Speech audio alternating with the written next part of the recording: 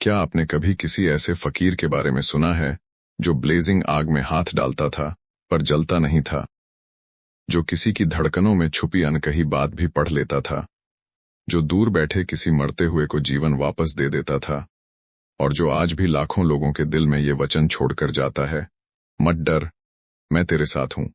आज की इस ऑडियो बुक में हम उसी रहस्यमयी शक्ति, उसी करुणा, उसी ईश्वर स्पर्श को समझने वाले हैं जिसे दुनिया साईं बाबा के नाम से जानती है।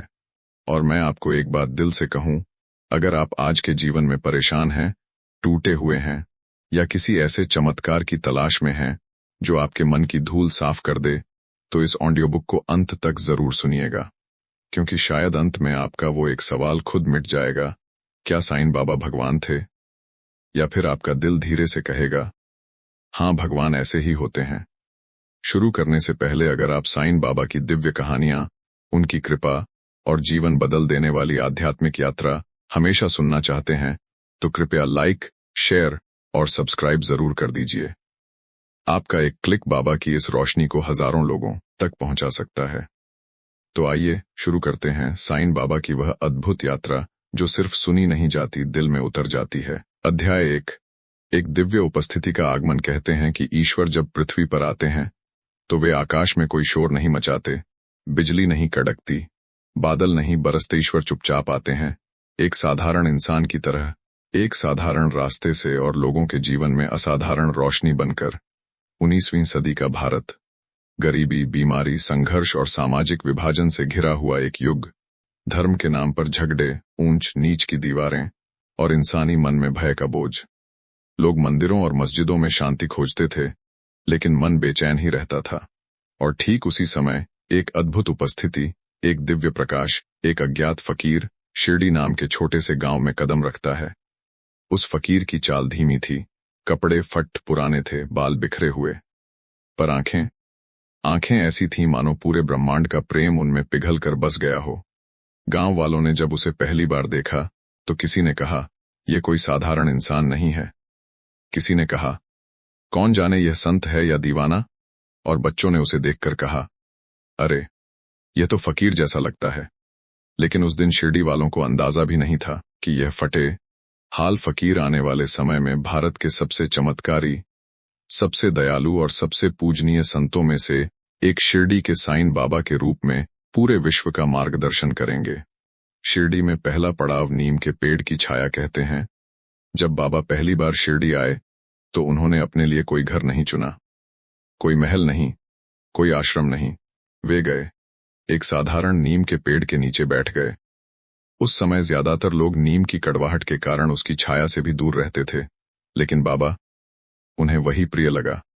जब एक बुजुर्ग महिला ने पूछा, बेटा, तुम यहां क्यों बैठे हो, तो बाबा सिर्फ मुस्कुराए और बोले, मां, जहां नीम की कड़वाहट है वहां जीवन का अमृत भी छिपा होता है। और उस वाक्य में उनकी पूरी साधना, उनका पूरा जीवन संदेश छिपा था। साईं बाबा लोगों को सिखाने आए थे कि कड़वे अनुभव में भी ईश्वर का हाथ होता है, दुख में भी उसकी कृपा छिपी होती है। बाबा की पहली करुणा, बीमार घोड़े पर हाथ। शिरडी आने के 1-2 दिन बाद गांव के बाहर एक घोड़ा बुरी तरह घायल पड़ा था। लोग कहते थे, अब इसे बचाने वाला कोई नहीं। लेकिन एक व्यक्ति था जिसने यह बात नहीं मानी, वह थे बाबा। गांव वाले बस दूर खड़े देखते रहे कि वह फकीर बिना किसी भय के, बिना घृणा के उस घायल जानवर के पास गया, उसके माथे पर हाथ फेरा, आंखें बंद कीं, और थोड़ी देर बाद घोड़ा उठकर खड़ा हो गया। लोग हैरान, क्या यह चमत्कार था? क्या यह ईश्वर का स्पर्श था, या सिर्फ एक करुणामयी इंसान का प्रेम? लोग समझ नहीं पाए, पर बाबा बस मुस्कुराए और बोले, जानवर हो या इंसान, सब में वही एक परमात्मा है। और उस दिन से शिरडी वालों के दिल में बाबा बस गए, मुस्लिम या हिंदू। गांव का पहला सवाल, बाबा फटे कपड़े पहनते थे, सर पर कपड़ा बांधते थे, और अक्सर अल्लाह मालिक कहते थे। इसलिए गांव के कुछ लोग सोचते, यह मुसलमान है। कुछ अन्य, जो बाबा को धूनी के पास बैठा देखते, दीप जलाते और राम नाम का जाप करते हुए सुनते, कहते, अरे, यह तो हिंदू होगा। धीरे धीरे यह प्रश्न गांव में चर्चा का विषय बन गया, आखिर यह फकीर है कौन, मुसलमान या हिंदू? जब किसी ने बाबा से सीधे पूछ ही लिया तो बाबा हंसते हुए बोले, मैं न हिंदू हूं, न मुसलमान, मैं तो बस परमात्मा का एक दास हूं। और फिर एक धीमी मुस्कान के साथ बोले, सबका मालिक एक। पहली बार किसी ने यह वाक्य सुना था, पर शिरडी के इतिहास में यही वाक्य आगे चलकर सबसे गूंजता हुआ, सबसे पूजनीय मंत्र बन गया। एक साधु का नहीं, एक माँ का स्पर्श कहते हैं, बाबा की उपस्थिति में खड़े हो जाओ तो आपका मन पिघल जाता था। उनकी आंखों में ऐसा प्रेम था जैसे एक माँ अपने बच्चे को देखती है। उनकी आवाज में ऐसी कोमलता थी जैसे कोई ईश्वर आपके कान के पास आकर कह रहा हो, डर मत, मैं हूं ना। गांव की बहुएं, बुजुर्ग, किसान, बच्चे सब बाबा के पास इस तरह आते जैसे कोई थका हुआ इंसान घर पहुंचकर मां की गोद में सिर रख देता है। बाबा गुस्सा भी करते थे, डांटते भी थे, लेकिन उनकी हर डांट के पीछे प्रेम होता था, हर शब्द में करुणा। लोग कहते, बाबा ने मुझे डांटा नहीं, मुझे सुधारा है। और सच में बाबा की डांट भी दवा की तरह लगती थी। पहला बड़ा सवाल, क्या यह फकीर भगवान था? जब बाबा ने लोगों की पीड़ा छूकर ठीक करनी शुरू की, किसी को बीमारी से मुक्ति मिली, किसी की परेशानियां हल हो गईं, किसी को अंदर की शांति मिली, तो लोगों के भीतर एक सवाल उठने लगा, क्या यह फकीर सिर्फ संत है या इसके भीतर भगवान का अंश है? यह सवाल पहली बार एक बुजुर्ग किसान ने पूछा, बाबा तुम ईश्वर हो क्या? बाबा ने सिर हिलाकर कहा, मैं भगवान नहीं हूं, लेकिन जहां प्रेम है, करुणा है, सेवा है, वहां भगवान खुद आता है। लोगों ने उस वाक्य को समझा। बाबा खुद को भगवान नहीं कहते थे, लेकिन उनके कर्म, उनका प्रेम, उनकी कृपा, उन्हें देखने के बाद यह कहना मुश्किल होता कि भगवान उनके अंदर नहीं था। शिरडी की धरती पर बदली हवा बाबा के आने के बाद शिरडी बदलने लगा। जहां लोग पहले जाति, धर्म के आधार पर विभाजित रहते थे, अब वही लोग बाबा की धूनी के सामने बैठकर साथ साथ भोजन करते थे। जहां पहले मंदिर और मस्जिद अलग अलग थे, अब दोनों जगहों पर लोगों की प्रार्थना एक जैसी होने लगी। बाबा खुद कभी मस्जिद में राम राम बोलते, तो कभी हिंदुओं को अल्लाह मालिक कहकर सिखाते। उनके आश्चर्यजनक कार्यों से अधिक उनके सरल प्रेम और एकता का संदेश लोगों के दिल में घर करने लगा। पहला गहरा चमत्कार और गांव की सदमे वाली खामोशी। एक बार शिरडी में अचानक महामारी फैल गई। गांव में भय था, मौत का साया था। लोग घबराए हुए बाबा के पास दौड़े। बाबा ने बस इतना कहा, डरो मत, यह हवा भी मालिक की है और जीवन भी मालिक का है। उन्होंने धूनी के पास बैठकर कुछ देर योग जैसी ध्यान अवस्था में आंखें बंद की, और अगले ही दिन महामारी गांव से लगभग समाप्त हो गई। गांव स्तब्ध था। किसी ने पूछा, बाबा आपने यह कैसे किया? बाबा ने बस एक वाक्य कहा, जहां विश्वास होता है वहां ईश्वर खुद चलकर आता है। और लोगों के भीतर पहली बार श्रद्धा की लौ जली। अध्याय 1 का अंतिम सार। शिरडी के लोग अब समझ चुके थे कि यह फकीर साधारण नहीं है। उसकी आंखों में ब्रह्मांड का प्रेम है, उसकी वाणी में ईश्वर की शक्ति और उसके स्पर्श में माता की करुणा। लोगों ने धीरे धीरे उसे एक नाम देना शुरू किया, साईं बाबा। शुरुआत में यह सिर्फ आदर का नाम था, लेकिन आगे चलकर यही नाम पूरे भारत के करोड़ों लोगों के लिए श्रद्धा, भक्ति और चमत्कार का प्रतीक बन गया। शिरडी को पता नहीं था कि उनके गांव में एक ऐसा संत आया है जिसके चरणों में भविष्य में दुनिया सिर झुकाएगी। और इस तरह शुरू होती है साईं बाबा की दिव्य जीवन यात्रा, जो एक फकीर से शुरू होकर लाखों दिलों के भगवान बनने तक पहुंचती है। अध्याय 2। एक रहस्य की शुरुआत। वह बच्चा कौन था? शिरडी के साईं बाबा की सबसे अद्भुत बात यह है कि उनका जीवन जितना दिव्य था, उतना ही रहस्यमय भी। हर महान संत के जीवन में कुछ रहस्य होते हैं, लेकिन बाबा, उनके जीवन की शुरुआत ही एक ऐसा गहन रहस्य थी जिसे कोई भी पूरी तरह समझ नहीं पाया। गांव वाले कहते हैं हर इंसान कहीं न कहीं जन्म लेता है, लेकिन इस फकीर का जन्म कहाँ हुआ? और सच यही था। बाबा के बचपन पर जैसे ओढ़नी डाल दी गई थी। कोई निश्चित जानकारी नहीं, कोई प्रमाण नहीं, बस कहानियां, संकेत और वह दिव्य अनुभूति जो उनके भीतर से झलकती थी। आइए इस अध्याय में उसी रहस्यमय शुरुआत के उस टुकड़े को समझते हैं जो बाबा की दैवीय यात्रा को उजागर करता है। पहला प्रश्न, क्या बाबा का जन्म हिंदू परिवार में हुआ? कुछ मानते हैं कि बाबा बचपन में हिंदू परिवार में जन्मे थे, क्योंकि उन्होंने अपने जीवन में राम, कृष्ण, विष्णु, शंकर सबका नाम लिया। वह धूनी जलाते थे, उदी देते थे और वेदांत की गहरी बातें सहज रूप में कहते थे। कई बुजुर्गों ने एक कहानी सुनाई एक कहानी। वह छोटा ब्राह्मण बालक कहते हैं कि एक बार शिरडी में एक वृद्ध ब्राह्मण आया और उसने कहा, मैंने इन आंखों से देखा है, जब यह फकीर छोटा था तब एक ब्राह्मण दंपत्ति उसे अपने घर ले गए थे। उस ब्राह्मण दंपत्ति को संतान नहीं थी और जब उन्होंने उस बच्चे को देखा तो उनके भीतर करुणा जग उठी। वह जैसे जन्म से ही शांत था, एक ऐसा शिशु जो रोता नहीं, तंग नहीं करता, बस आंखें खोलकर मुस्कुराता था, मानो संसार में खुशी बांटने आया हो। लेकिन एक दिन अचानक वह ब्राह्मण दंपत्ति कहीं चले गए, किसी को नहीं पता कि कहां, और वह बच्चा भी उनके साथ ही चला गया। यह कहानी सच है या नहीं, किसी को नहीं पता, लेकिन बहुतों का विश्वास है कि बाबा का आरंभिक जीवन हिंदू प्रभाव में बीता।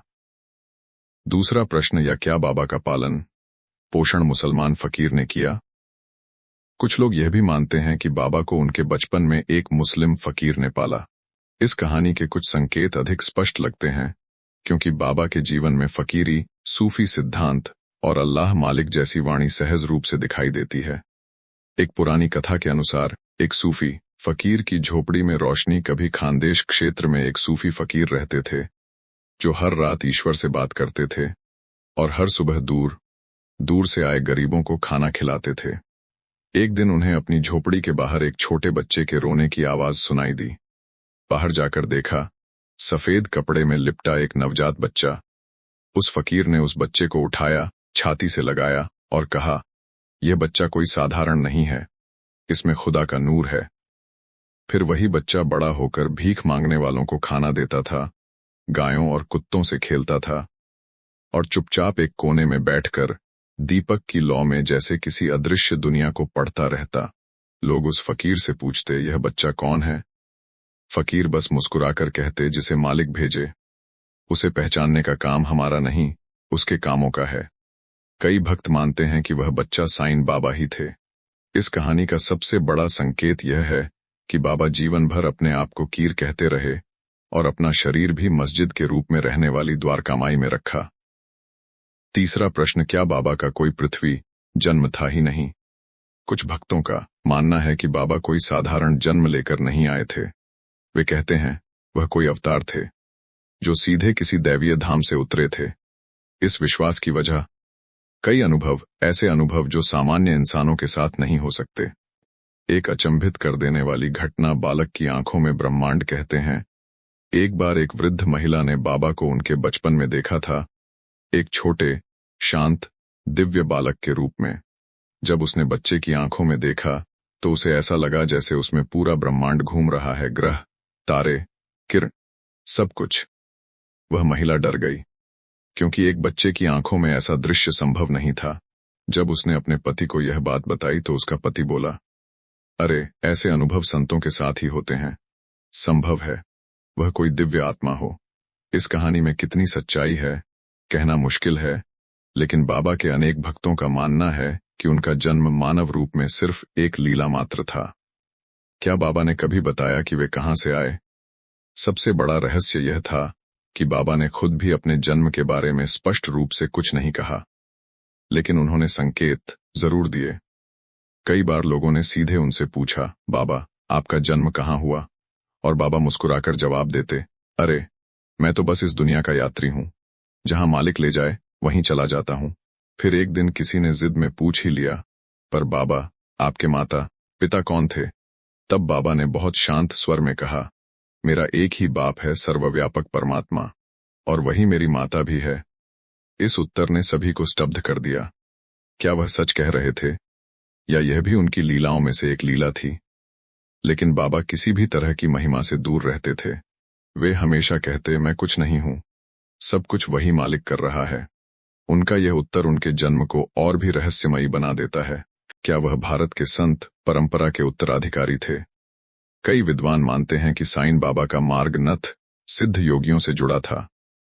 नथ संप्रदाय गोरखनाथ, मत्स्येंद्रनाथ जैसे महान योगियों की परंपरा, जहां हठयोग, सिद्ध योग और तंत्र का गहरा मिलन होता है। कहते हैं बाबा अक्सर योग समाधि में आवर्स तक बैठे रहते थे, बिना खाना, बिना पानी, बिना हरकत के, जैसे कोई योग सिद्ध साधक। यह क्षमता सामान्य मनुष्य में नहीं होती।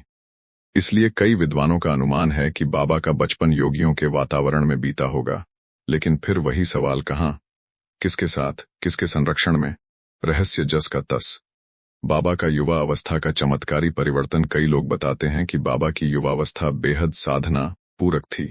वे कहीं भी रहते थे, वही उनका घर था। कभी जंगल में, कभी किसी मंदिर की सीढ़ियों पर, कभी किसी सूफी दरगाह के पास। लोग उन्हें देखते और कहते, यह युवक कौन है? न इसके पास सामान, न परिवार, न चिंता, फिर भी इसकी आंखें क्यों चमकती हैं? ऐसा लगता था कि इस युवक के पास जैसे किसी और दुनिया की रोशनी थी। कई कहते थे कि वह ध्यान में बैठे बैठे घंटों तक किसी और लोक में खो जाता, और जब आंखें खोलता तो लोगों के मन की बातें साफ साफ बता देता। ये सब संकेत हैं कि बाबा की आत्मा बहुत ऊंचे स्तर की थी, जहां मनुष्य और ईश्वर के बीच की दूरी लगभग मिट जाती है। रहस्य से भरी एक आम बात, बाबा हमेशा से बाबा थे, जो भी कहानी मानो।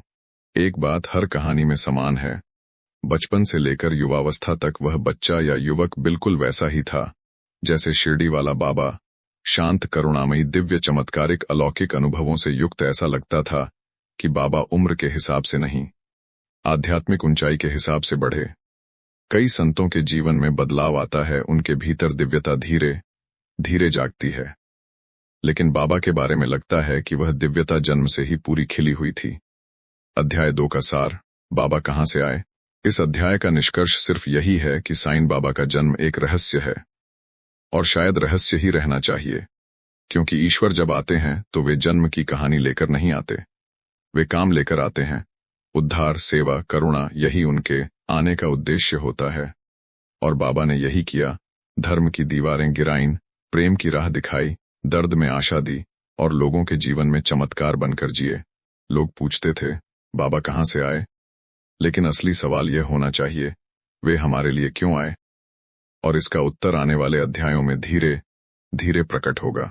अध्याय 3, शिरडी में दिव्यता की पहली किरणें। सालों पहले एक शांत, साधारण और लगभग दुनिया से छिपा हुआ गांव शिरडी। यह गांव न तो व्यापार का केंद्र था, न कोई तीर्थ, बस कुछ कच्चे घर, खेतों की सरसराहट और मिट्टी में भीगी सादगी। लेकिन एक दिन इस साधारण गांव की धरती पर ऐसे कदम पड़े जिन्होंने आने वाले वर्षों में इसे दुनिया भर के करोड़ों भक्तों का तीर्थ बना दिया। वह दिन था जब एक युवा फकीर पहली बार शिरडी में आया। एक रहस्यमयी आगमन। यही तो हमारा चावड़ी है। कहते हैं कि बाबा पहली बार शिरडी आए तो अपने एक विवाह समारोह के साथ आए, बारातियों के साथ ही पहुंचे थे। उनके साथ कोई पहचान नहीं, कोई नाम नहीं, कोई सामान नहीं, बस शांत आंखें और भीतर एक अद्भुत तेज। जैसे ही वह नीम के पेड़ के नीचे बैठे, शिरडी के बुजुर्ग भाल साहेब पाटिल ने उन्हें देखा और तुरंत कह दिया, अरे, यही तो हमारा चावड़ी है। और इस एक वाक्य में जैसे एक पुराना संबंध छिपा था, मानो यह फकीर इस धरती से अनजान नहीं था, बल्कि किसी दिव्य कारण से वापस लौट आया था। नीम के पेड़ के पास पहला चमत्कार, कड़वाहट में भी मिठास। बाबा नीम के पेड़ के नीचे बैठकर ध्यान कर रहे थे। गांव के बच्चे यह देखकर हंसते थे, अरे, कोई नीम के नीचे कैसे बैठ सकता है, क्योंकि नीम की हवा भी कड़वी होती है। लेकिन बाबा, वे वहीं तप में बैठे रहे, कभी आंखें खोलते, कभी गहरी समाधि में चले जाते। एक दिन कुछ बच्चों ने नीम की पत्तियां तोड़कर चखा, पर उन्हें वह पत्तियां कड़वी नहीं, मीठी लगीं। वे दौड़कर बुजुर्गों के पास गए, बाबा के बैठने से नीम मीठा हो गया। गांव चकित, किसी ने पहली बार ऐसा देखा था। बाबा ने बस मुस्कुराकर कहा, जहां प्रेम बसता है वहां कड़वाहट मिट ही जाती है।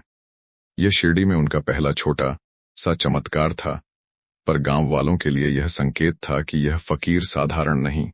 3 दिन की समाधि और गांव में सनसनी। कुछ दिन बाद अचानक बाबा गहरी ध्यान समाधि में चले गए। 3 पूरे दिन, ना खाना, न पानी, न कोई हरकत। लोग डरे, यह फकीर मर तो नहीं गया। कई लोग उनकी नाक के पास हाथ ले जाकर देखते, सांस नहीं महसूस होती थी। गांव में शोर मच गया, यह इंसान नहीं, योगी है। तीसरे दिन बाबा ने आंखें खोलीं। उनकी आंखें पहले से अधिक चमक रही थीं, जैसे किसी और दुनिया से लौटे हों। लोगों ने पूछा, बाबा, आप 3 दिन कहाँ थे? बाबा मुस्कुराए, अरे, मैं मालिक से मिलने गया था। यह सुनकर पूरे गांव में सनसनी फैल गई। किसी ने ऐसा साधक कभी नहीं देखा था। गांव में बाबा का पहला प्रेम, जानवरों के प्रति करुणा। गांव में रहने वाले एक किसान के पास एक बूढ़ा बैल था। बैल इतना बीमार कि खड़ा भी नहीं हो पा रहा था। गांव वाले बार बार कहते, अब इसे छोड़ दो, इसका समय पूरा हो गया। लेकिन किसान उसे छोड़ना नहीं चाहता था। वह बाबा के पास आया और बोला, बाबा, ये मेरा साथी है, इसकी मदद करो। बाबा उसके पास गए, बैल पर हाथ फेरा और बोले, अरे, जानवर भी तो हमारी तरह ही मालिक की रचना है। कुछ देर बाबा उसके सिर को सहलाते रहे। अचानक बैल उठ खड़ा हुआ और धीरे धीरे चलने लगा। किसान रो पड़ा। उस दिन पूरे शिरडी में यह खबर फैल गई, बाबा में कुछ तो है जो आंखों से नहीं दिखता। द्वारका माई मस्जिद, जहां भगवान और अल्लाह साथ बैठते थे, शिरडी में बाबा ने अपना आश्रय चुना। पुरानी, जर्जर, लगभग टूटी हुई मस्जिद, जिसे आगे चलकर नाम मिला द्वारका माई। एक मस्जिद का नाम द्वारका, यही तो बाबा की दिव्यता का संकेत था। द्वारका माई में हिंदू मुसलमान दोनों आते थे, बिना किसी भेदभाव के। बाबा कभी मस्जिद में राम नाम का जाप करवाते, तो कभी हिंदुओं को अल्लाह मालिक बोलने को कहते। लोग चकित, यह फकीर दोनों धर्मों की बातें कैसे जानता है। बाबा बस कहते, मैंने जीवन में दो नहीं, एक ही रास्ता देखा है, और वह रास्ता मालिक तक ले जाता है। अन्न का चमत्कार, बाबा की कड़ाही में कभी कमी नहीं। एक दिन बाबा ने द्वारका माई में भोजन बनाने की घोषणा की। गांव वाले चकित, खाना, इतने गरीब फकीर के पास सब्जी पानी कहां से आएगा। पर बाबा ने मिट्टी की बड़ी कड़ाही रखी, थोड़ा सा चावल और सब्जी डाली और खाना बनाना शुरू कर दिया। गांव के 20-30 लोग खाने आए, फिर 50 आए, फिर 100। खाना बनता रहा, लोग खाते रहे, लेकिन कड़ाही खाली नहीं हुई। गांव में पहली बार ऐसा हुआ था। किसी ने पूछा, बाबा, यह कैसे हुआ। बाबा बोले, अरे, जब मालिक खिलाता है तो उसकी कड़ाही कभी खाली नहीं होती। यह घटना बाबा की लोकप्रियता का पहला बड़ा टर्निंग पॉइंट बनी। काशीनाथ और बाबा का मन पढ़ना। गांव का एक युवक काशीनाथ था, थोड़ा शरारती, थोड़ा नटखट। वह बाबा को देखकर मन में सोचता, देखता हूं, यह फकीर सच में क्या है। एक दिन उसने मन में ही बाबा से सवाल पूछा, अगर आप सच में संत हो तो बताइए, मैं अभी क्या सोच रहा हूं। बिना कुछ कहे बाबा उसकी तरफ देखे और बोले, अरे काशीनाथ, संतों की परीक्षा मत लिया कर, भरोसा कर लिया कर। काशीनाथ दंग रह गया। उसने बाबा को नमन किया और कहा, बाबा, आप मेरे मन का पढ़ लेते हो। बाबा हंसे, मन तुम्हारा होता तो पढ़ता, यह तो मालिक का दिया हुआ है, वह तो खुली किताब है। काशीनाथ उसी दिन बाबा का भक्त बन गया। अंगारों में हाथ डालकर निकालना, मुझे कुछ नहीं होता। द्वारका माई में बाबा धूनी जलाते थे, एक चिरंतन अग्नि जो आज भी वैसी ही जल रही है।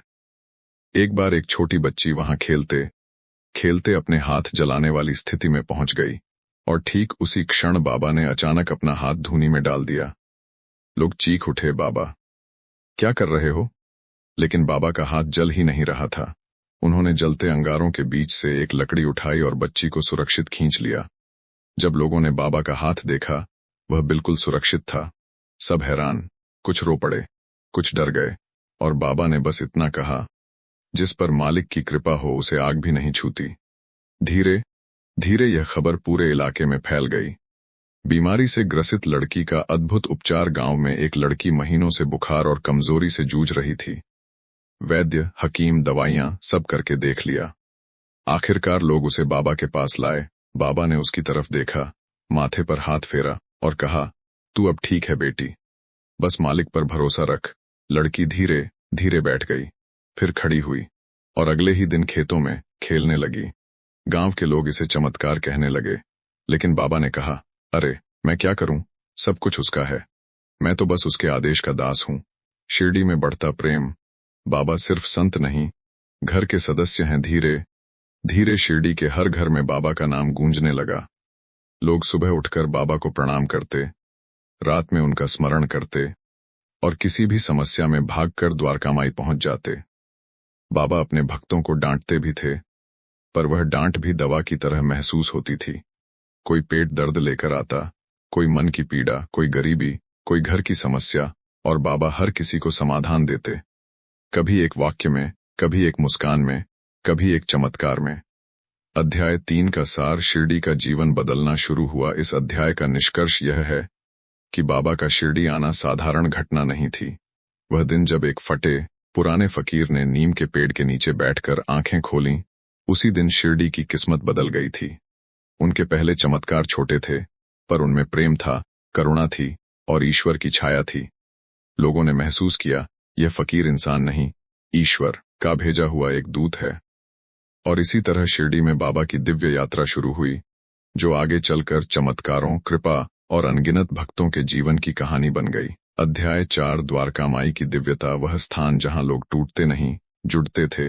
शिरडी की वह पुरानी, टूटी फूटी, धूल से भरी मस्जिद किसी को पहली नजर में शायद सिर्फ एक जीर्ण शीर्ण इमारत लगती थी, लेकिन जो भी व्यक्ति उसके भीतर प्रवेश करता, वह भीतर कुछ ऐसा अनुभव करता जिसे शब्दों में बांधना कठिन है।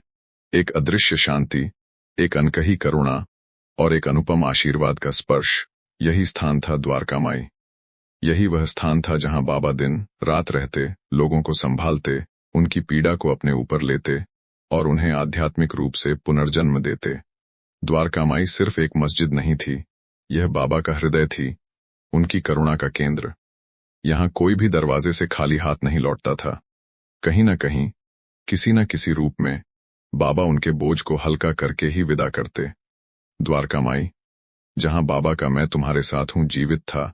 लोग कहते थे कि बाबा द्वारका माई में बैठते नहीं थे, वे इस स्थान में प्राण बनकर बसते थे।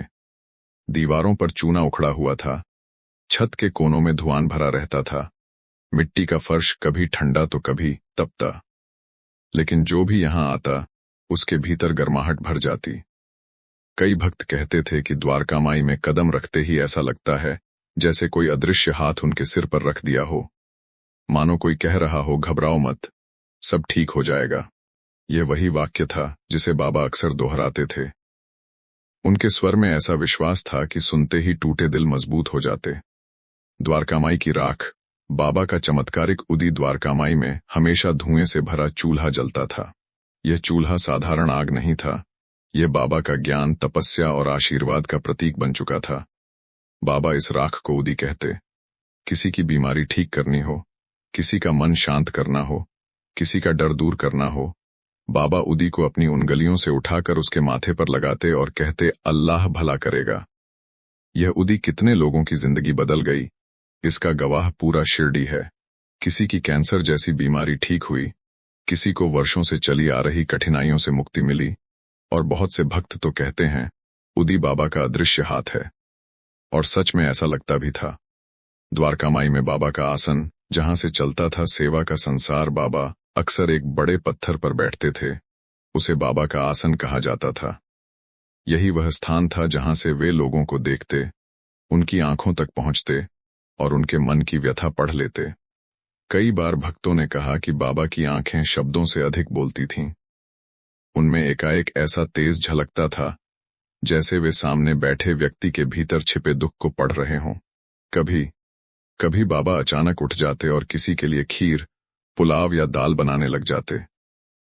लोगों को समझ ही नहीं आता कि उन्होंने किसके मन की इच्छा पढ़कर यह बनाया है। और जब वही व्यक्ति कुछ देर बाद द्वारका माई पहुंचता, बाबा भोजन का कटोरा उसकी ओर बढ़ाते और मुस्कुराकर कहते, खा बेटा, तू भूखा है। लोग हैरान रह जाते, लेकिन उन्हें जल्दी समझ में आ जाता कि जो बाबा को सच्चा समर्पण करता है, वह उनसे छिपा नहीं रहता। द्वारका माई में होने वाले चमत्कार। जहां दर्द घुल जाता था, द्वारका माई में बैठी एक बूढ़ी औरत अपनी आंखों से बहते आंसू रोक नहीं पा रही थी। उसका बेटा कई महीनों से बुखार में जल रहा था और दवाइयों का कोई असर नहीं हो रहा था। वह बाबा के सामने आई और टूटकर बोली, बाबा, अब आप ही बचा सकते हैं।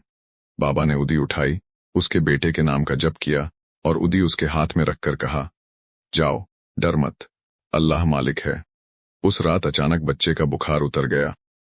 अगले दिन वह औरत दौड़ती हुई द्वारका माई आई, बाबा के चरणों में गिर पड़ी, पर बाबा की मुस्कान वही शांत थी, जैसे सब कुछ पहले से मालूम हो। ऐसे अनगिनत अनुभव द्वारका माई के हैं। किसी का खोया हुआ आत्मविश्वास लौटा, किसी का परिवार जुड़ गया, किसी का व्यवसाय सुधर गया, और कितने लोग तो सिर्फ बाबा की एक नजर से ही जीवन का अर्थ समझ गए। द्वारका माई मुसलमानों और हिंदुओं के बीच प्रेम का सेतु। द्वारका माई में आश्चर्य की बात यह थी कि यहाँ कोई धर्म पूछने वाला नहीं था। यहाँ न हिंदू की पहचान थी, न मुसलमान की, सिर्फ एक पहचान थी, बाबा का बच्चा। बाबा खुद कहते, सबका मालिक एक। उन्होंने कभी भी मस्जिद को सिर्फ मुसलमानों का स्थान नहीं माना, न भक्तों को मंदिर मस्जिद की लड़ाई में पड़ने दिया। वे कहते, अल्लाह हो या राम, दोनों एक ही घर के दो नाम हैं। द्वारका माई इसी एकत्व की जीती जागती मिसाल थी।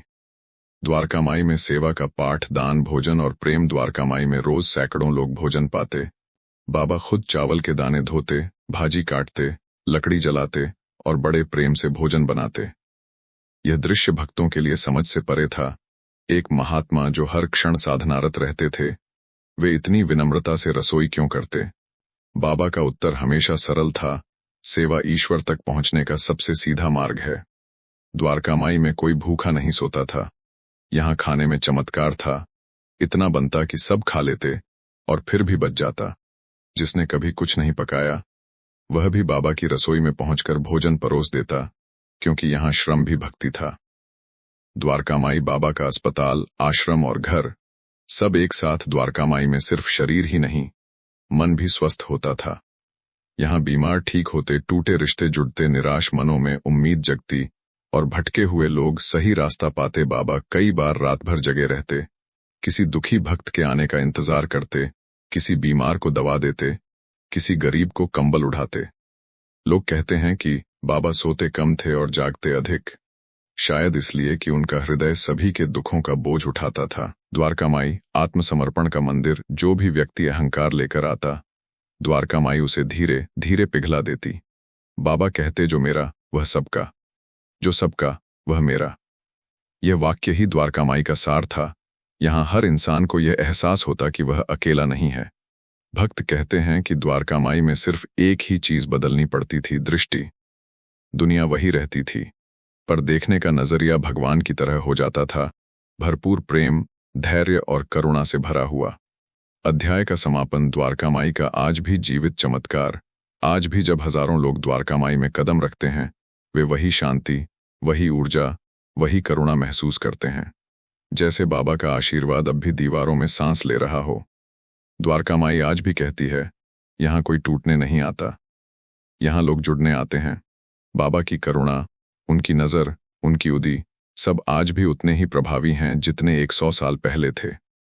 क्योंकि द्वारका माई सिर्फ एक स्थान नहीं, एक जीवित अनुभव है, और यह अनुभव हर भक्त के मन में अपना घर बना लेता है। अध्याय 5, बाबा की करुणा और सब्र की कहानियां। करुणाद रियस। ये 3 शब्द साईं बाबा की पूरी जीवनचर्या का सार हैं। उन्होंने किसी के धर्म, जाति, अमीरी, गरीबी या आचरण से पहले सिर्फ उसके दिल की थकान और पीड़ा को देखा। उनकी नजर में हर इंसान एक बच्चा था, कभी भूखा, कभी दुखी, कभी भटका हुआ, और बाबा का हृदय हमेशा उसी बच्चे को दुलारने और संभालने के लिए तत्पर रहता था। यह अध्याय बाबा के उन प्रसंगों का है जो बताते हैं कि करुणा सिर्फ उनका गुण नहीं था, उनका स्वभाव था। 1, वह रात जब बाबा ने एक अजनबी की सांसें बचाईं। एक बार एक अजनबी व्यक्ति शिरडी आया। उसका परिवार टूट चुका था, व्यापार डूब चुका था, और उसके मन में आत्महत्या का विचार उठ रहा था। रात के अंधेरे में वह द्वारका माई के बाहर बैठा रो रहा था। बाबा अंदर चूल्हे के पास बैठे थे। अचानक वे उठ खड़े हुए, जैसे किसी ने भीतर से आवाज दी हो। उन्होंने मौला का नाम लिया, उदी उठाई और चल पड़े। सभी भक्तों ने पूछा, बाबा कहाँ जा रहे हो? बाबा ने बस इतना कहा, एक जान रो रही है, उसे बुला रहा हूं। बाबा उसके पास पहुंचे, उसके सिर पर हाथ रखा और बोले, अल्लाह ने तुझे मेरे पास भेजा है, पागलपन मत कर। दर्द से भागना इलाज नहीं है। वह व्यक्ति फूट फूट कर रोने लगा। बाबा ने सारी रात उसके साथ बैठकर उसे संभाला। कहते हैं, उसी रात से उसकी दिशा बदली। वह जीवन में आगे बढ़ा और बाद में बड़ी कंपनी का मालिक बना। वह हमेशा कहता रहा, मेरी जान बाबा की करुणा ने बचाई। 2, दुख को आधे में बांटने की कला। शिरडी के एक किसान हरिपथ का बैल मर गया था। एक गरीब किसान के लिए बैल का मरना परिवार की रीढ़ टूटने जैसा था। वह टूट गया। लगी कि अब घर कैसे चलेगा। वह बाबा के पास आया और रोने लगा। बाबा ने उसकी बात सुनी, उसके आंसू पोंछे और बोले, दर्द बांटने से कम होता है और उदासी देने से गरीब नहीं होते। उन्होंने भक्तों से कहा कि किसान की मदद करें। कुछ ने पैसा दिया, कुछ ने अनाज और कुछ ने बैल दिलाने की व्यवस्था कर दी। दिन के अंत तक किसान फिर से खड़ा हो चुका था। वह हाथ जोड़कर बोला, बाबा, आप भगवान हैं। बाबा मुस्कुराए और बोले, मैं नहीं। लोगों के दिलों में जो करुणा है वही भगवान है। 3 सब्र की शिक्षा। वह चमत्कार जो देर से आया। एक भक्त महीनों से बाबा से प्रार्थना कर रहा था कि उसे संतान मिले। हर बार बाबा सिर्फ एक ही बात कहते, सब्र रख, समय आएगा। लेकिन वह व्यक्ति बेसब्र होता चला गया। एक दिन वह गुस्से में बाबा से कह बैठा, आप सुनते ही नहीं, आप मेरी मदद क्यों नहीं कर रहे? बाबा शांत रहे। कहा, समय के बिना कोई फल नहीं मिलता। मैं ज्यादा देरी नहीं कर रहा, मैं सही समय का इंतजार कर रहा हूं। और सचमुच कुछ महीनों बाद उसकी पत्नी गर्भवती हुई। बच्चा पैदा होने पर वह बाबा के सामने रो पड़ा, बाबा, आपने मुझे सब्र का मतलब सिखाया। बाबा ने सिर पर हाथ रखा और कहा, सब्र एक दवा है, लेकिन यह सिर्फ वही ले सकता है जो दिल से भरोसा करता है। 4 मस्जिद में बैठा रोता बच्चा और बाबा की आंखों का प्रेम। एक छोटे बच्चे की मां कई दिनों से बीमार थी। बाप खेत में काम करता था। बच्चा रोज मस्जिद में आता और धीरे धीरे मिट्टी के फर्श पर बैठकर रोता। बाबा उससे कुछ नहीं पूछते थे, बस पास बैठ जाते, उसका सिर अपने घुटने पर रख लेते। एक दिन बच्चा बोला, बाबा, मेरी मां ठीक हो जाएगी ना? बाबा ने उसका हाथ पकड़ा और कहा, तुझे मेरी आंखों में डर दिख रहा है क्या? बच्चे ने सिर हिलाया नहीं। बाबा बोले, तो फिर तेरी मां को भी डर नहीं होगा, अल्लाह उसके साथ है। कुछ दिनों बाद वह महिला पूरी तरह स्वस्थ हो गई। उस बच्चे ने जीवन भर कहा, बाबा की आंखों ने मुझे मां दी थी। 5 करुणा का असली अर्थ। हर जीव में ईश्वर। द्वारकामाई के बाहर एक चोटिल कुत्ता पड़ा हुआ था। लोग गुजरते जाते, पर कोई ध्यान नहीं देता। बाबा बाहर आए, हाथ में कपड़ा लिया, घाव साफ किया और बोले, अगर इंसान को ही भगवान समझोगे और जानवर को पत्थर, तो तुमने ईश्वर को कैसे पहचाना? भक्तों ने उस दिन समझा, बाबा का भगवान कोई मूर्ति, कोई किताब या कोई धर्म नहीं था। उनका भगवान दुख में पड़ा हर जीव था। 6 सब्र की अंतिम सीख। गुस्सा छोड़ो, समझ पाओगे। एक भक्त था तेज स्वभाव का, किसी की बात बर्दाश्त नहीं करता। अक्सर बाबा उसे समझाते, पर वह कहता, मेरे स्वभाव में क्या बुराई है, लोग ही गलत हैं। एक दिन बाबा ने उसे पानी से भरी बाल्टी उठाने को कहा। वह उठा भी नहीं पा रहा था। बोला, बाबा, ये बहुत भारी है। बाबा बोले, ये बाल्टी नहीं, तेरे गुस्से का वजन है। जिसे उठाना मुश्किल है उसे ढो क्यों रहा है? वह व्यक्ति फूटकर रो पड़ा। उस दिन के बाद उसने खुद को बदल लिया। 7 करुणा कभी खोती नहीं, वह लौटती है। एक बूढ़ी महिला बाबा की बहुत भक्त थी। हर दिन थोड़ा दूध लेकर आती, बाबा को देती और कहती, मेरे पास देने को यही है। एक दिन वह बीमार पड़ गई और कई दिनों तक द्वारकामाई नहीं आ सकी। बाबा रोज पूछते, वो दादी क्यों नहीं आई? जब उन्होंने सुना कि वह बीमार है, वे खुद उसके घर गए, उसके लिए खीर बनाई और उसके हाथ में उदी देकर बोले, तू रोज मुझे दूध देती थी, आज मैं तुझे दवा देने आया हूं। भक्तों ने उस दिन समझा, करुणा कभी एक तरफा नहीं होती। जो देता है उसे 1000 गुना लौटकर मिलता है। अध्याय का अंतिम संदेश। बाबा की करुणा का कोई सीमा नहीं थी। उनकी बातें कम होती थीं, पर उनके कर्म बहुत कुछ बोल जाते थे। उनकी पूरी शिक्षा 2 ही पंक्तियों में सिमटती है, सब्र रखो, करुणा रखो। यही 2 चीजें इंसान को भगवान के करीब लाती हैं। आज भी जब कोई भक्त बाबा के सामने हाथ जोड़ता है, तो ऐसा लगता है जैसे वह कह रहे हों, मैं यहां हूं, तुम्हारा दर्द सुनने के लिए, तुम्हारा बोझ हल्का करने के लिए। बाबा का जीवन इस बात की गवाही है कि जो करुणा से चलता है। अध्याय 6 बाबा के द्वार से लौटने वाले लोगों की सच्ची घटनाएं और अनुभव। जब कोई भी व्यक्ति शिरडी पहुंचता था, तो वह सिर्फ एक तीर्थ स्थान नहीं पहुंचता था, वह बाबा की बाहों में प्रवेश करता था। और जब वह वहां से लौटता था, तो उसका मन, उसकी सोच, उसका जीवन कुछ न कुछ बदल चुका होता था। यह अध्याय उन भक्तों की सच्ची घटनाओं का संग्रह है, जिनके जीवन में बाबा ने अदृश्य रूप से हाथ रखकर रास्ते बदले, दुख हल्के किए और चमत्कारों से भरी नई सुबह दी। 1 मेरे बच्चे की सांसें। बाबा ने लौटाई। एक मां की कहानी। शिरडी की एक गरीब औरत, गौरीबाई, अपने बीमार बच्चे को गोद में लेकर बाबा के पास पहुंची। बच्चा कई दिनों से बुखार में जल रहा था। दवा, इलाज सब बेकार। वह रोते रोते बोली, बाबा, इसे बचा लो, इसके बिना मैं जी नहीं पाऊंगी। बाबा ने बच्चे को अपनी बाहों में लिया, उसके माथे पर हल्का सा उदी लगाई आंखें बंद कीं और बोल पड़े, अल्लाह मेहरबान है, डर मत। वह बच्चा उसी रात ठीक होने लगा। सुबह उसकी आंखें चमक रही थीं, बुखार गायब था। गौरीबाई ने जीवन भर कहा, मेरा बच्चा डॉक्टर ने नहीं, बाबा ने दिया। एक व्यापारी के टूटे दिल को बाबा ने जोड़ा। मुंबई का एक बड़ा व्यापारी रघुनाथ शेठ आर्थिक संकट में घिर गया था। व्यापार डूब रहा था, घर में कलह, परिवार टूटा हुआ। टूटकर वह बाबा के पास पहुंचा। बाबा ने उसे देखते ही कहा, तेरे भीतर डर ज्यादा है, भरोसा कम। मकान की नींव ठीक कर, ऊपर का घर अपने आप बन जाएगा। शेठ समझ नहीं पाया, लेकिन बाबा ने उसे एक काम दिया, 10 दिनों तक रोज मस्जिद की सफाई करना। वह चुपचाप करता रहा। धीरे धीरे उसका मन हल्का होने लगा, सब्र बढ़ने लगा। 2 हफ्तों बाद उसे व्यापार में अप्रत्याशित सफलता मिलने लगी। परिवार की दिक्कतें खत्म होने लगीं। वह शिरडी से लौटकर हर जगह कहता, बाबा ने मेरे व्यापार से पहले मेरा मन ठीक किया।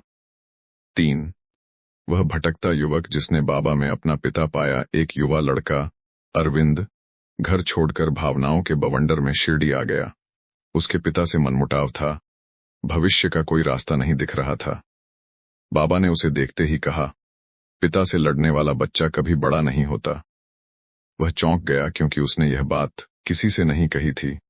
बाबा ने उसे 2 रोटियां दीं और बोले, घर जा, तेरे पिता तुझे ढूंढ रहे हैं। माफी मांगल, लेकिन बदले में कुछ मत मांग। संबंध व्यापार नहीं होते।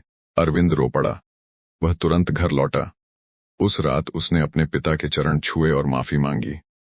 कहते हैं उनके बीच का प्रेम फिर कभी नहीं टूटा। अरविंद जीवन भर कहता रहा, बाबा ने मुझे पिता नहीं, पिता का दिल लौटाया।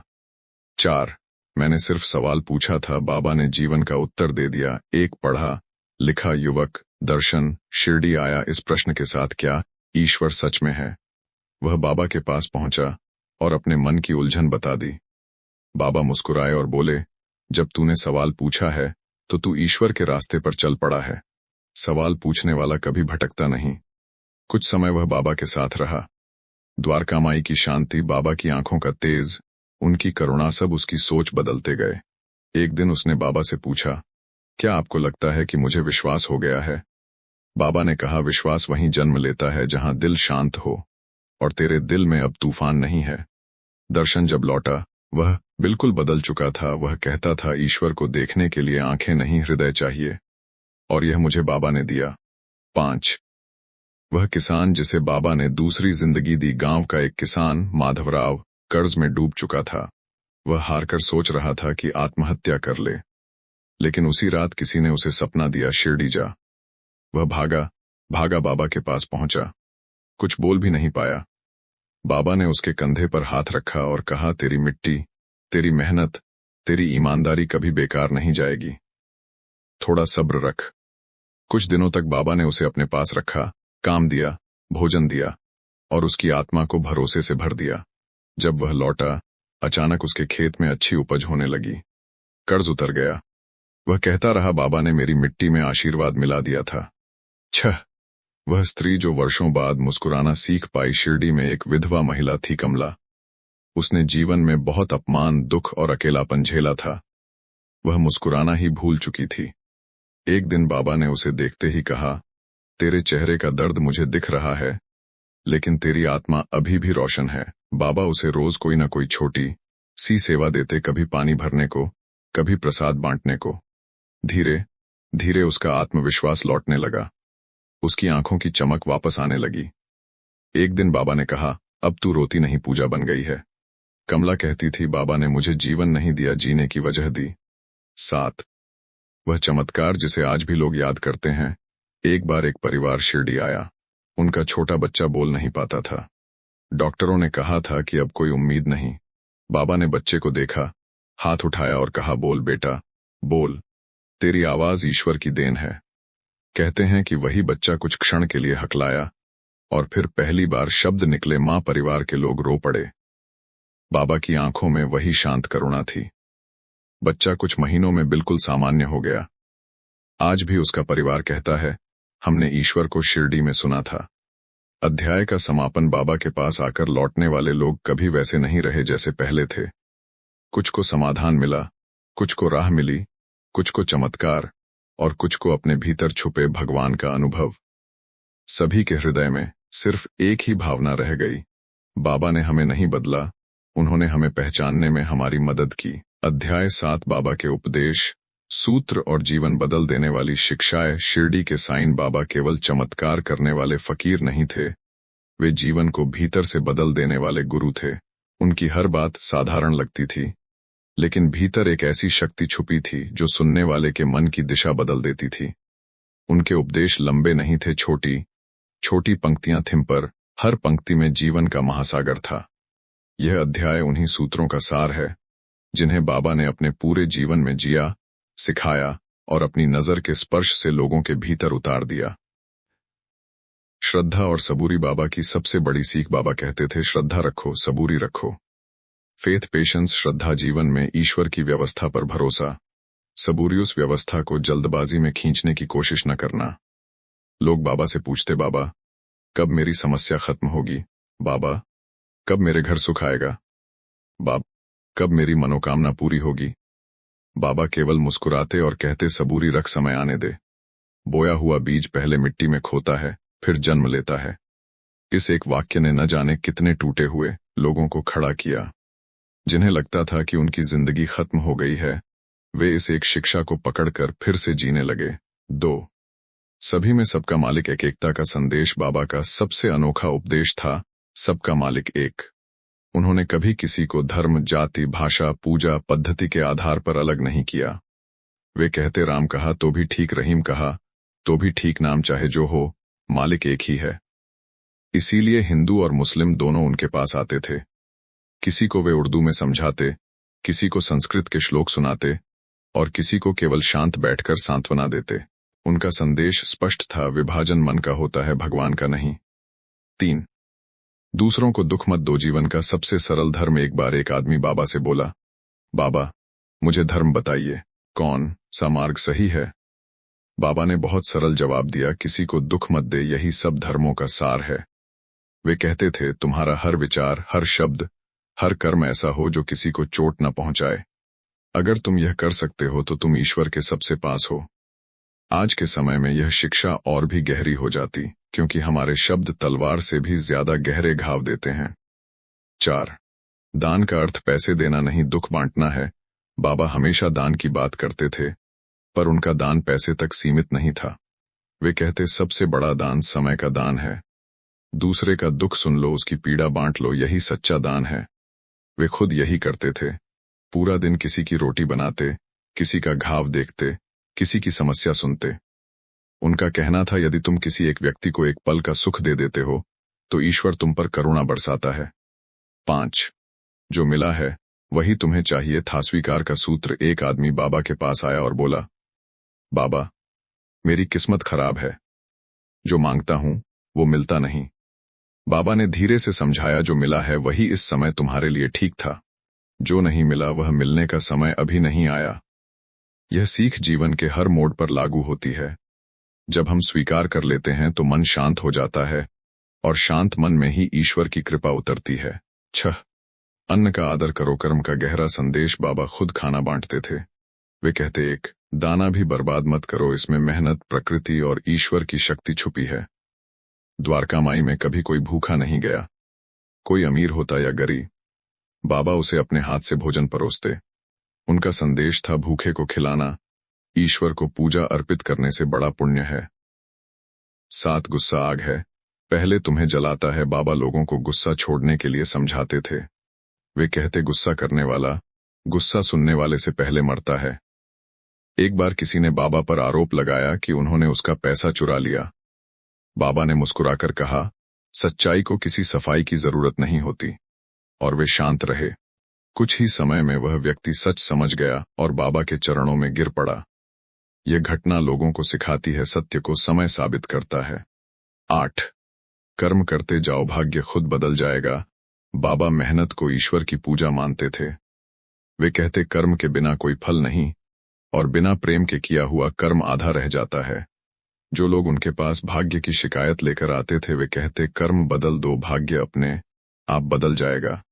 आज के युवाओं के लिए यह सबसे गहरी शिक्षा है, जिम्मेदारी लो, मेहनत करो, शिकायत मत करो।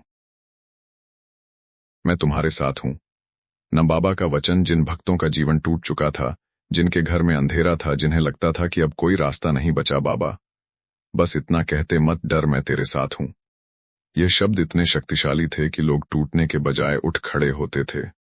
बाबा का साथ केवल शारीरिक नहीं था, वे मानसिक, भावनात्मक और आध्यात्मिक शक्ति बनकर खड़े हो जाते थे। कई भक्त कहते थे, हमारे जीवन में इतना बड़ा बदलाव केवल बाबा के इन शब्दों से हुआ। बाबा की शिक्षाओं का सार, जीवन सरल करो, मन पवित्र करो और प्रेम बांटो। बाबा का मार्ग कठिन नहीं था, हर कोई उसे अपना सकता था। ईमानदारी, करुणा, धैर्य, प्रेम, सेवा और ईश्वर पर भरोसा, बस यही बाबा की पूरी शिक्षा थी। किसी ग्रंथ की जरूरत नहीं, किसी बड़े उपदेश की जरूरत नहीं, उनकी हर सीख रोजमर्रा की जिंदगी में उतरती थी। अध्याय 7 का समापन, बाबा की शिक्षाएं केवल सुनने के लिए नहीं थीं, वे जीवन को छूने के लिए थीं। जो कोई भी बाबा के पास आता, थोड़ा हल्का, थोड़ा शांत, थोड़ा बदलकर लौटता था। उनका हर शब्द आज भी उतना ही ताजा है, क्योंकि सच्चाई कभी पुरानी नहीं होती। अध्याय 8, चमत्कार, रहस्य और बाबा की अलौकिक लीलाएं। साईं बाबा का जीवन अनगिनत चमत्कारों, रहस्यमयी लीलाओं और अद्भुत अनुभवों से भरा था। पर एक बात हमेशा याद रखनी चाहिए, बाबा चमत्कार दिखाने के लिए नहीं, दिल बदलने के लिए चमत्कार करते थे। उनकी शक्ति किसी प्रदर्शन का साधन नहीं थी, वह तो करुणा की नदी थी, जो हर दुखी मन तक बहती चली जाती थी। इस अध्याय में हम उन घटनाओं का सार देखेंगे जिन्होंने लाखों लोगों को यह महसूस कराया कि शिरडी का फकीर केवल इंसान नहीं था, बल्कि ईश्वर का प्रकाश था। 1. अग्नि में बैठकर भी सुरक्षित, बाबा का शरीर मिट्टी नहीं था। द्वारका माई में बाबा अक्सर धूनी के पास बैठते थे, एक दहकती आग जिसकी लपटें कभी शांत होती, कभी प्रचंड।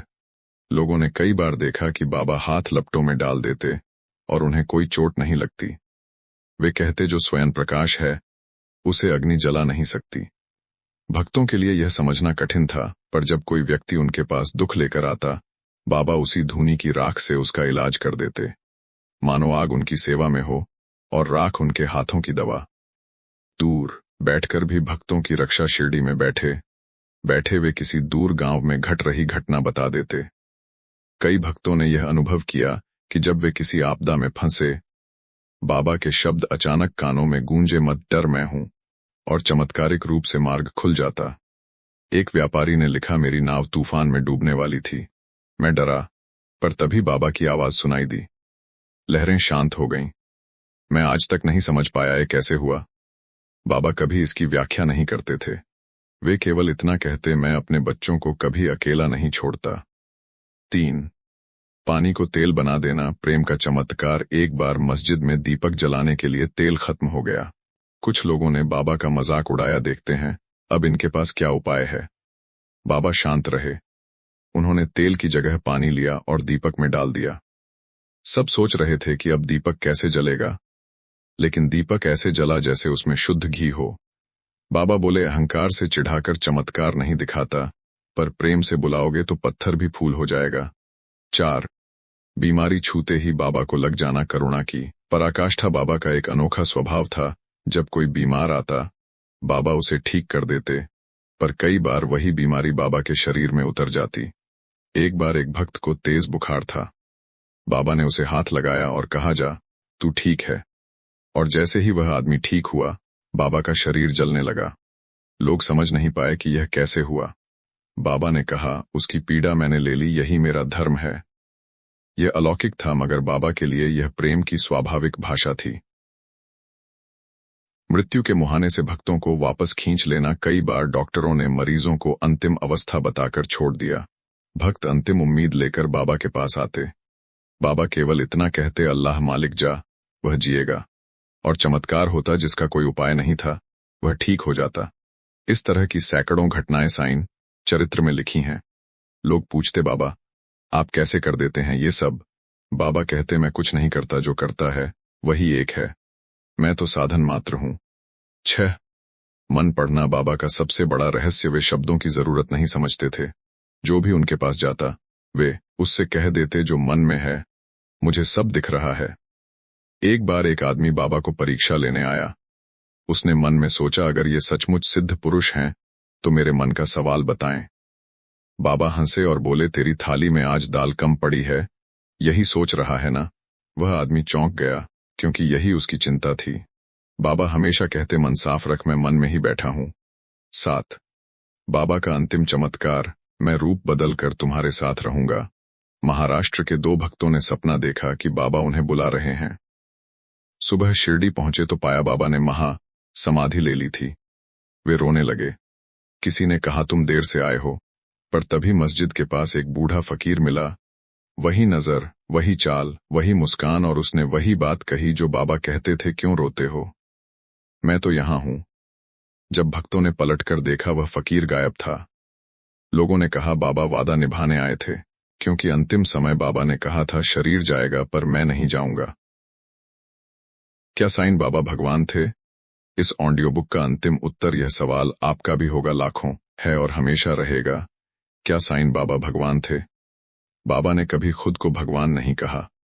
वे कहते थे, मैं फकीर हूं, पर वह मेरे भीतर रहता है। वे न हिंदू थे, न मुसलमान, वे न गुरु कहे जाना चाहते थे, न देवता। लोग पूछते, बाबा आप कौन हैं? वे जवाब देते, मैं वही हूं जिसका घर सबके दिल में है। जो लोग उनके पास आए, उन्होंने कोई दर्शन नहीं मांगा, उन्होंने केवल अनुभव किया। दुख कम हुआ, मन शांत हुआ, किस्मत बदली और जीवन प्रकाश से भर गया।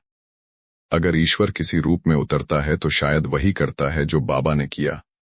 शायद भगवान और इंसान के बीच का अंतर वही है, भगवान प्रेम बांटता है, बाबा प्रेम थे।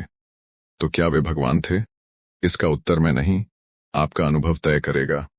ऑडियो बुक का समापन, यह कहानी केवल एक फकीर की जीवनी नहीं, एक ऐसी यात्रा है जो हमें बताती है कि सच्ची दिव्यता प्रेम, सेवा, धैर्य और करुणा में छुपी होती है। बाबा ने न कोई धर्म बनाया, न कोई पंथ, वे सिर्फ एक संदेश छोड़ गए, सबका मालिक एक।